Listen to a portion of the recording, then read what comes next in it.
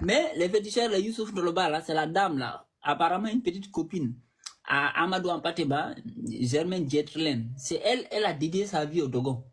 Elle a écrit beaucoup sur les Dogons. Et puis, ils ont volé nos symboles pour les mettre aux mains des féticheurs Dogon. Vous voyez, quand vous voyez le symbole, là, le symbole qui est sur l'habit du gars, là, ça, là, quand au Mali, on fait croire que c'est un symbole Dogon.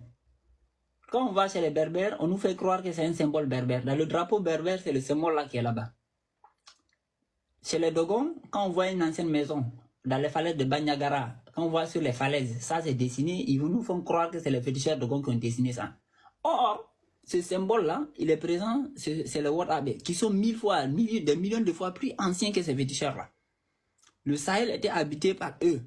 C'est le peuple le plus ancien du Sahel.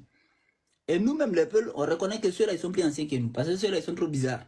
Ils sont trop bizarres. Ils sont plus mystiques que nous 1000 fois. On les connaît. C'est des grands sorciers.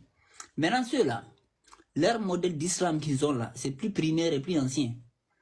Et on retrouve leurs traces partout dans le Sahel. Quand on dit on retrouve les traces des peuples au sud de l'Algérie, là, c'est pas les peuples conventionnels, là, c'est eux. C'est eux leurs traces. C'est eux leurs traces qu'on retrouve partout, là. Mais aujourd'hui, leurs symboles, on pique leurs symboles qu'ils avaient partout dans leur culture, on prend ça et puis on met ça au nom des féticheurs. Hein? À l'aide de ces gens-là, à l'aide de ces éléments-là, comme Amadou Ampateba. Vous voyez?